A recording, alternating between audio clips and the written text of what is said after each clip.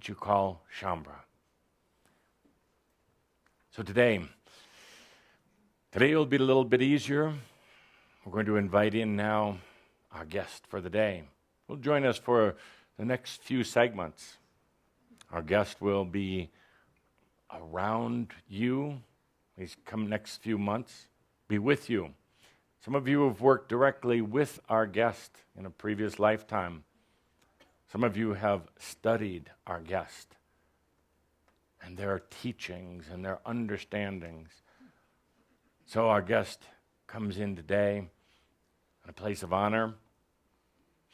Take a deep breath and welcome in Carl Gustav Jung into our gathering.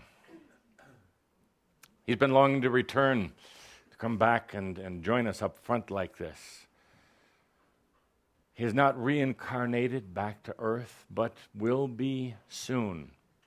Perhaps my new persona, Sam, will perhaps get to know this reincarnation of Jung back here on earth. But he was a leader in his time, developing new ideas and new consciousness. And while there was such a movement back in his days towards science and technology, he said, hang on just a minute. It's not all about science. Matter of fact, the human is deprived of a very important part of themselves if you make it all about facts and figures and only the things that can be seen through a microscope or factored into a mathematical formula. There's something more. There's this thing called the psyche. There's this thing called the spirit. And that should play such an important role in any person's life, regardless of whether they or not they are religious, but the understanding of their consciousness, of their inner self, and the thing that does go beyond the mind. He was a pioneer in his time, and that's why he is asked to come back and see the new pioneers of this new age, to learn from you, so that when he incarnates once again, he has the very valuable lessons from all of you, the insights and the awarenesses that you have helped to develop.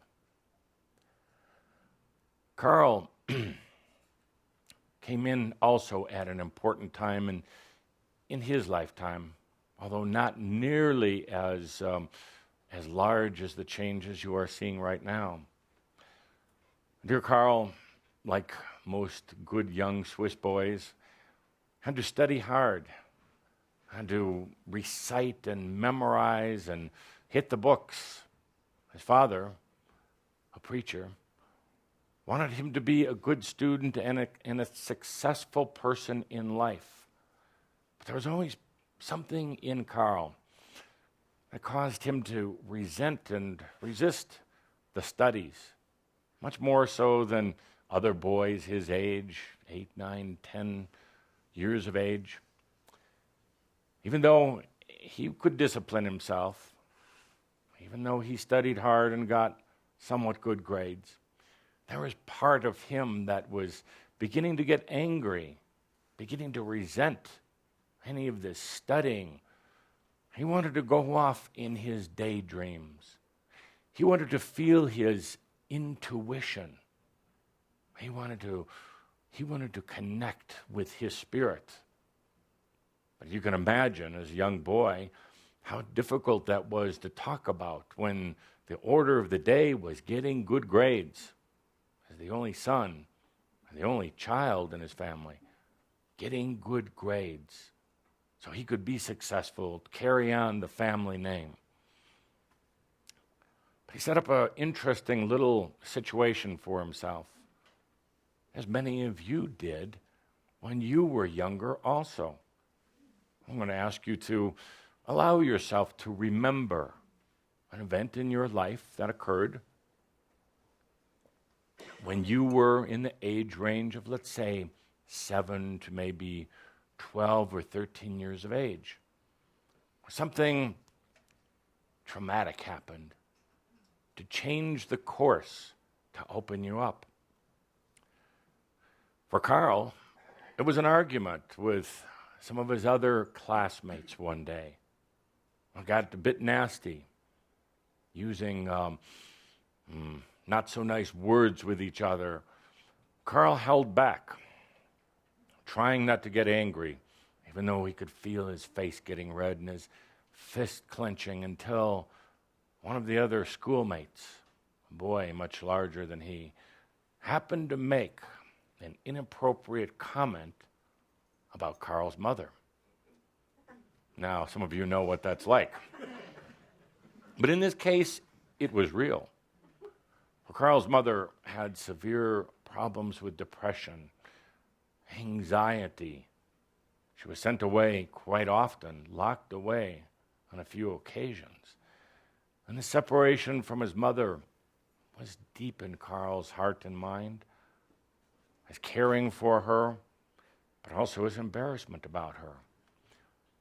So the moment the other boy made the comment about what you would say now, your mama, has brought up all of the anger, all of the resentment, and all the ill feelings that Carl had been holding, and he lunged at the accuser. And of course, the other boy, being much larger and much stronger and having the assistance of some of his other close-by thugs, beat the crap out of Carl, got him down on the ground, knocked his head continually into the hard dirt until he lay unconscious and lifeless. That was a turning point in Carl's life. Because while he was laying there unconscious, there was an infusion of new energy. You know what happens? Sometimes you're in a car accident. Sometimes you fall, get the wind knocked out of you. Sometimes, like Carl, somebody punches you. As he lay there, unconscious, there was a change in him, and he went from everything going through the mind to his heart opening up. When he came to, stumbled back home, he vowed never to go to school again. You see, he placed the blame on school, but something else was in the works. He told his father, his caretakers, that he couldn't possibly go back, for they would beat him up again. But that was an excuse for what would become the very, very formative years of Carl's life. He studied somewhat under his father, but he spent a tremendous amount of time with himself. What some would call daydreaming, but it was expanding. Some would call just lying in bed, but what he called going into other realms. What some would call self-absorbed, but what actually was coming to know himself. He stayed out of the mind and the studying for several years so that he could bring his intuition and a sense of self into the forefront. It was a setup that Carl had for himself, a just-in-case setup. Just in case he got too caught up with studying as he feared he might. Just in case he forgot what he had come to earth to do, to open the doors of consciousness, to be able to talk about things like cosmic consciousness, awareness of other dimensions and spirits, and come here to study psychiatry, philosophy, psychology, but from a whole new standpoint. Neither the hard intellectual study or the religious study, but what you would now call the new consciousness. So his episode when he was 12 years old altered the very mental course that he was on. Oh yes, eventually, one day, he chose again to go back to the studying, and he did it from a whole new place now, not just memorizing, but rather absorbing information.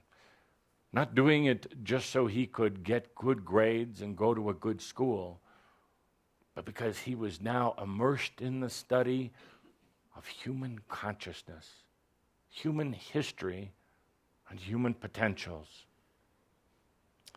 Of course, as you know, he went on to become famous, writing books, lecturing around the world, meeting some of the greats, spent some time working with Freud, but at some point in their relationship, basically disagreeing with each other, with Jung going off on his own path, Freud going off on his. Of course, both of you, and Freud and Jung, know how the rest of each of their lives worked out. Dear Shambra, dear Shambra, Carl joins us. CJ, we like to call him, joins us for this special gathering to watch yet the next level of consciousness, evolution of consciousness take place. Of course, he misses dearly what's being done, wishes he could be a part of it, so has chosen to come back in a new physical body quite soon. And some of you he may meet. Some of you he, as a young adult, may study under.